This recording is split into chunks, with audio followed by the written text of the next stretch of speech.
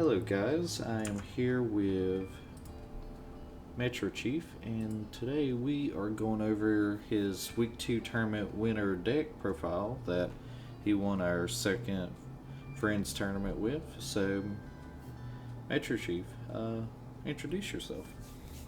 Hello, I'm Metrocheif. Also go by Amp, depending on what servers you see me on. But yeah, I play Magic, Yu-Gi-Oh, trading card games in general.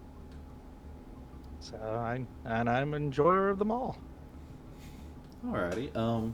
So Metrocheif, tell us about how the tournament went and why'd you decided to play the deck you played.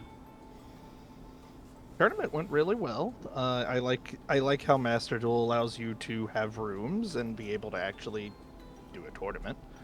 Uh, yeah, and this was my second outing. The first time I played kind of a combo deck, and then this time I went more of a control route. Oh, okay. Because I enjoy control and Magic, I enjoy control in many games, and I was just getting back into Yu-Gi-Oh. I was like, well, what are the popular control decks? And this is the one that popped up, and I kind of looked at a few different lists, saw what some of the core cards were, but then there's a lot of wiggle room in it. Actually, you could kind of play whatever. Um, it is kind of, I'm not gonna lie, it's kind of oppressive, but a lot of decks in Yu-Gi-Oh are kind of oppressive right now, so it's Yeah. kind of the name of the game, I suppose. Uh, can't beat them, join them kind of mentality. But Oh, yeah. uh, It can be like that sometimes. I mean, I always used to play those kind of decks, even when I used to play Yu-Gi-Oh in high school with friends. We played back when Kaiser Coliseum was legal, and Mm-hmm. you can't play so many monsters. It was Lava Golem. It's the same idea. This is similar. It's just this one I think has a lot more in comparison. It has a lot more recyclability. Like a lot of your cards are always relevant no matter where they are, which I kind of like that. Yeah, your recursions and all that. The recursion is really good. Yeah. Um, then it just has a lot like it's consistent. It searches for what it needs. Most of Mm-hmm. cards get another card of a certain type that you need to keep the strategy going. And Mm-hmm. Yeah. With Eldlich, every build has very little monsters, but you're not relying on your monsters. It depends uh, on what you want to build it. yeah, the only monster you're relying on is Golden Lord, and that's about it. I mean, you got Ash Blossom, but you just discard that. Yeah. Hand It's a traps. monster, I guess. It's a hand. There's Yeah. quite a few hand traps in it. Um, and I've already changed the version I was using. This one, I'm looking at it. I'm like, oh yeah. I brought up a picture of it, and I'm like, yeah, I've already modified this. But I like that. Mm-hmm. I like a deck that you can kind of go into, and it doesn't necessarily have to change how it works, but you could modify your answers. Oh yeah. Because I used to play a lot in Magic of just different controls, blue white, Mm-hmm. blue black, and they're very similar. It's like they have the structure, and then you fill it however you want, which Yeah. I found that easy to build. And some of the cards I had in here are actually just placeholders. I ended up getting a few different ones. The extra deck was kind of touch and go, but it was mainly because I decided to build this second. So it was, you know, Yeah. Well, you gotta think about Eldritch. You don't really have to go into your extra deck. The only time you're going into extra deck is if you're already have game. You're going into it just to push for the game right then and yeah. there. But besides It's that, kind of no. almost a win more. I mean, Mm-hmm. getting to Zeus is good Oh yeah. because you kind of have that board wipe. That's a very control-y card. Oh yeah. The cannon's nice. The cannon and the other airship, they're good to push for game. Mm-hmm. Um, that and they're easy to turn into Zeus too. Uh, and I have the one vampire for the level fives. I did fill in another one. I think I have it on PC. I have another version of Eldlich on my phone too because I just built it because I knew what I was doing. Yeah. Um, but I put the one constellar guy in that lets you return things. Oh He yeah. was kind of nice. But yeah, like you said, the extra deck isn't super like as long as you've probably got the cannon and a Zeus. The rest of the stuff's up to you. Like, it's not It's player situation, and like I said, Eldlich. wanting to exile it with the Mm-hmm. one pot too. So like, I just have some random link cards just to toss to that as a cost. But Yeah, yeah, that's the cool thing about Eldlich. They run a small core that runs, and the rest is filled however the player thinks they want to play, oh yeah, which and it's like I how find you very fun. feel. Well, yeah. Now the one card that I didn't have in this build, but I have it on my phone was the what was it? Vanity something. Emptiness? Vanity's Emptiness. Yeah, that was one. Oh, and Summon Limit. I did start running that. Now I have that on because that one's only a super rare. That was easy to get a hold of. I'm pretty sure Emptiness is ultra rare, so I might end up with that later. But Yeah, it's also just an optional thing. Like, yeah, I'm pretty sure it's an ultra rare because in the TCG it's still banned because it's really yeah, it's. powerful. I'm surprised. Like Imperial Order and well, Imperial Order just got banned in TCG, and I'm like, Mm-hmm. okay, it's limited to one here. Emptiness is limited to one here, so I guess it's just like, all right, I can play a few of these. Yeah. Skill Drain's a big one for this deck, though. I run it in more than one deck. I also built, what was it? True Draco on a few different, since a lot of its cards kind of cross over Mm-hmm. almost. It was kind of easy to make that strategy too, because a lot of their cards were pretty easy to craft. So I might Yeah. even try that build now and then. They use a lot of crisscrossy. You like those continuous cards? They're pretty nice. Oh yeah. But as we say, we're gonna kind of look at your deck now. We see you run 3 Ash Blossom, 3 Golden Lord, 1 Nibiru, 2 Pot of Duality, 3 Pot of Prosperity, 2 Curse Eldlins, 3 Torrential Tributes, Karma Cut, and you run 3 Elixir at the Scarlet Sanguine, 1 Judgment, 1 Divine Wrath, 2 Solemn Strike. I mean, 3 Solemn Strike. Sorry. The Yeah. Golden Land Forever, just one of those. Not a lot of people run that trap, but what I've made you want to tried it. run it? It is searchable, which Mm-hmm. is kind of neat. Um, it's a good setup if you have one of the trap monsters out, or I mean, or Eldritch. You can sack any of them. I just look at because I didn't have multiple copies of Judgment yet. Yeah, I just had the one, so I thought being able to search out a counter would be all right. yeah. I've ended up with two on my phone, Hmm. and I've been trying it at two, and still running one of the Golden Land Forever, Yeah, and it seems pretty good. Like it, there are times though that it may be bad. That's why I only do one. Like it's just to dig for it when it's good. oh yeah. That's the easiest thing to do. Let's see. Then we see you're doing the 1 Imperial Order, which is standard. The Rivalry Warlords, 2 of those, which is fine. 3 Skill Drains, which is to slow your opponent down after you do your shenanigans. Uh, Yeah, and it really doesn't affect your cards because it only affects them on the field. So like your mm-hmm. trap monsters count as traps, so Yep. they don't get hit. Mm-hmm. Eldlich doesn't get affected because all of his stuff triggers from hand and grave. So it's like even the attack boost. Like I thought, oh, that would go away. No, it stays, and I'm like, oh, okay. So that Yeah. card just has zero drawback. Mm-hmm. Neat. It's just cards that have active effects on the field. Yeah, and a lot of cards do. Like Mm-hmm. there's a reason Skill Drain is in like all of those control builds that I've seen. Yeah. From True Draco to this, you know they're always they're playing Imperial Order, they're playing Skill Drain just Mm-hmm. because they're powerful. They Oh yeah. they floodgate people out, and it's good. Yeah. Then you got your 2 Goes a match, two. Um, trying to think of how they banish your trap of your monsters. The 1800 one, I can't remember his name. One of the Golden Land cards, Yeah, I because know there's his the name. I just Conquistador, which is the horse, yeah, and then there's the Conquistador at other 3. guy. So I Yeah. see you're running the one that banishes out of graveyard at 2. I see a lot of people run this at 3. So why are you running it at 2? Um, it was just at the time, one of the builds well, at least two, three that I looked at had him at two.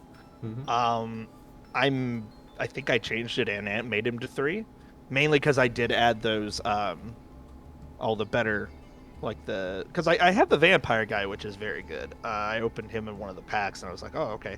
But Yeah. I added the constellar guy, and when I added him, I liked getting to him a lot more. So I did. I think I cut down on one of the warlords or Gozen matches.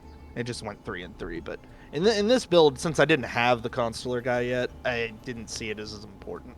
That's Yeah. probably why he's at 2. Yeah, a lot of So people run him at 3 because instead of having to run Call by the Grave, that's their Call by the Grave. yeah, and I mean, and that's technically what he's still doing in this because you can only play 2. I just know, but yeah, I noticed the same thing you were saying. Is like, oh, maybe 3's better. Yeah. Well, especially if you're digging in your extra deck for the rank 5s. Like this one, I used that Volcano Saurus as kind of a filler. Mm-hmm. It was mainly because it was also just a common. I'm like, oh, that's a level 5 I can make. It's 2,500 attack if I need it. Yeah. You know. So But you're yeah, running 2 of those Volcanosaurus, and you're running the 1 Vampire Knight, the 1 Super Dreadnought Rail Cannon, the Sky Palace, which is nice. Then I seen you was running number C 9 Dyson Sphere. Was you running that just because of your pot of prosperities, or was you just have some kind of other a little bit of strategy for both. it? It was just also another thing I could make that if it was a hurdle I needed to get over, or because you can recycle the Golden Lord so much that it was Mm-hmm. just kind of like probably end up with 3 even after other cards have been popped. Yeah. I think I took that out and made another one of. I don't have another one of cannon, but I think I made another one of the ship Yeah. in place of it because it only took 2. But they're both good. They're both great. Like it's just the other one has a little steeper cost. But it Oh had yeah. some neat effects. I think that was the only reason. I mean, like I said, I didn't dig into the extra deck much unless it was for the cannon or Zeus or Yeah. something like that. Then you have Zeus, your Link Spider, T Land Linkus, Deco Talker, the What are the world chalice guys? I yeah, don't know. I literally just picked link dudes in the list to fill it. yeah. Some For of the these pots. names I can hear it in my head, but I just can't pronounce it. Then And you it was got like the the guys, guy the Shooting Kotalker, and the Desperado Doom Eagle. Now, I mean, a few of them you could probably make if you flipped over enough of the trap guys. Mm-hmm. I did notice when I went to 3 of each, I've had a few times where I could get to like link 3s Oh yeah, sometimes. So it isn't like impossible, and it's not bad because it'll send those traps to the grave where you can use their banish effects and things. mm-hmm. Sometimes you gotta wait if they get stuck on an XCs. Oh yeah, But normally, like all of the XCs that I've put in at level 5, you can use them immediately. mm-hmm. That was why I didn't necessarily enjoy the volcano one. Like I said, he was just a filler because I Oh think yeah, it only let you hit face ups, which was kind of you couldn't always get the stuff off of it. So yeah. Just face yeah, that's ups. definitely changed. But pretty much, you had a pretty solid build for what little resources you had to work with at the time. It's really good. I know you're running the rail cannon. Are you in your new builds? Are you running the other forms of the rail cannon to get more damage off?